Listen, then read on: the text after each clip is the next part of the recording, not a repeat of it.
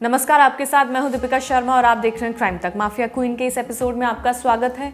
ये महिला south Korea की आखिरी अपराधी बनी जिसकी कहानी मैं आपको सुनाने जा रही हूँ। ये एक ऐसी महिला थी जिसे उस देश में आखिरी बार कैपिटल पनिशमेंट दी गई और उसके बाद फिर उनके कानून बदल गए थे, लेकिन ये वो आखिरी महिला थी। एक पत्नी, एक माँ, कैसे एक सीरियल किलर बनी, उसकी कहानी मैं आपको बताती हूँ। इसके 3 बच्चे थे जिनको ये पाल रही थी, लेकिन इसके शौक काफ़ी बड़े थे। लेकिन घर परिवार को चलाने वाला सिर्फ उसका पति था, जिससे घर का गुजारा हो रहा था। इस महिला को क्लब्स जाने का भी शौक था, गैम्बलिंग करने का शौक था, यानी कि जुआ खेलने का शौक था। पर पैसे नहीं थे तो अपनी ख्वाहिशें कैसे पूरी करे, ये सबसे बड़ा सवाल था। वो अपनी रियलिटी जानती थी, लेकिन उस रियलिटी को वो बदलना चाहती थी। वो चाहती थी कि वो कुछ ऐसा करे कि उसके पास पैसे ही पैसे और वो अपना लाइफस्टाइल बदल दे।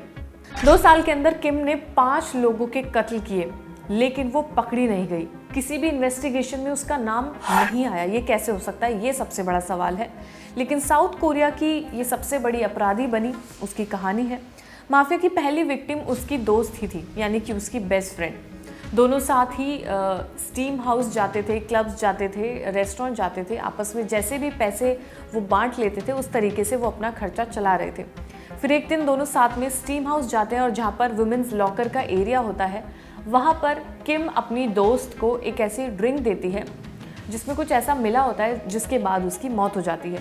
अब क्योंकि दोस्त ने वो ड्रिंक उसे दी है तो जाहिर सी बात है किसी को शक क्यों होगा। इतने साल की दोस्ती में शक पैदा नहीं होता है। उसने कुछ भी सोचा नहीं और उस विक्टिम ने वो ड्रिंक पी ली, जिसके कुछ देर बाद ही वो अनकॉन्शियस फील करने लगी और फिर थोड़ी देर बाद ही उसकी मौत हो जाती है।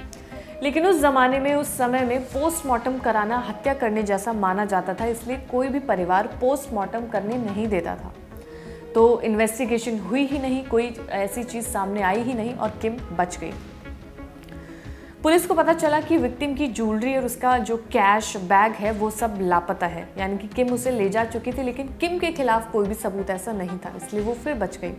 अगला शिकार भी अपनी एक दोस्त को बनाया गया।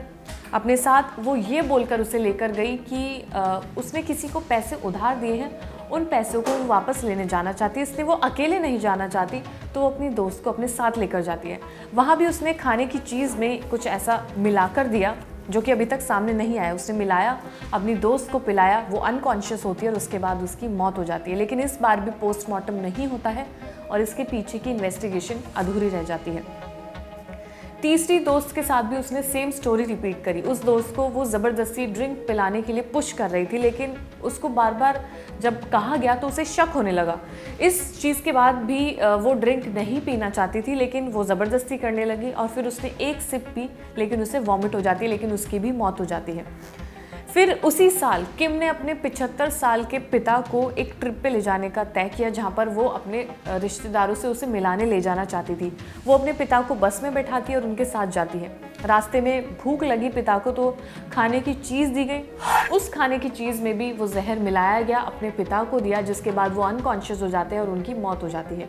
लेकिन इस बार भी फिर से पोस्टमार्टम नहीं होता है, कोई भी इन्वेस्टिगेशन नहीं होती है। तो किम हर बार जितने भी कत्ल वो करती है, हर बार वो बच जाती है।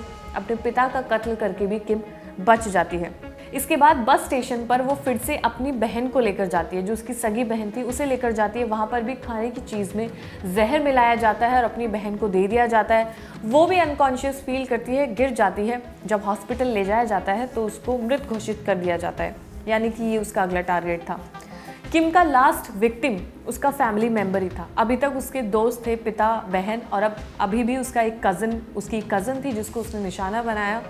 दरअसल इसको मारने का प्लान इसलिए था क्योंकि किम ने अपने इसी कज़न से अपना घर बनाने के लिए पैसे उधार लिए थे।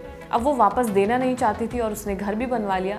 इस वजह से उसने ये सोचा कि इसको भी मार गिराया जाए। जब तक अभी तक वो नहीं पकड़ी गई है तो इसे मारने के बाद भी वो नहीं पकड़ी जाएगी, ऐसा ख्याल किम के दिमाग में था।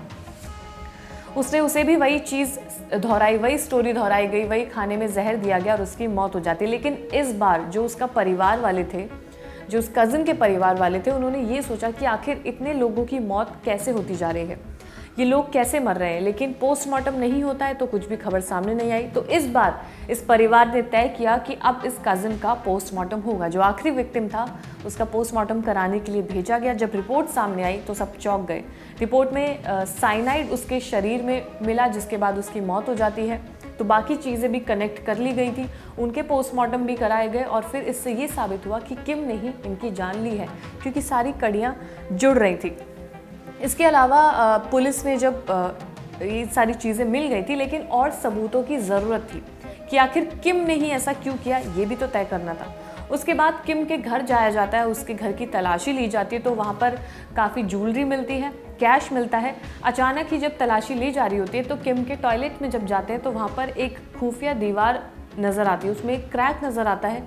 उस क्रैक के अंदर जब हाथ डाला जाता है तो न्यूज़पेपर में लिपटा हुआ साइनाइड वहाँ से बरामद कर लिया जाता है, जिससे ये तमाम चीज़ें ये साबित करती है कि किम ही इस चीज़ की दोषी थी। उसे उम्र कैद की सज़ा दी गई। इन सारे सबूतों को मद्देनज़र रखते हुए उम्र कैद की सज़ा किम को दी गई। सारे सबूतों को इकट्ठा किया गया और सारी कड़ियाँ जोड़ी गई, जिसके बाद ये पता लगाया गया कि 5 के 5 कत्ल किम ने किए थे, और वो सिर्फ इसलिए क्योंकि उसे उन लोगों से ज्वेलरी लूटनी थी, पैसे लूटने थे, ताकि वो क्लबिंग करने जा सके, जुआ खेल सके, गैम्बलिंग कर सके। इस वजह से उसने अपने इतने लोगों को मार गिराया। तो ये थी साउथ कोरिया की माफिया क्वीन की कहानी जो मैंने आपको बताई। ऐसा नाम अगर आप कोई जानते हैं तो मुझे कमेंट सेक्शन में ज़रूर बताइएगा। फिलहाल इस पूरे केस में इतना ही। धन्यवाद।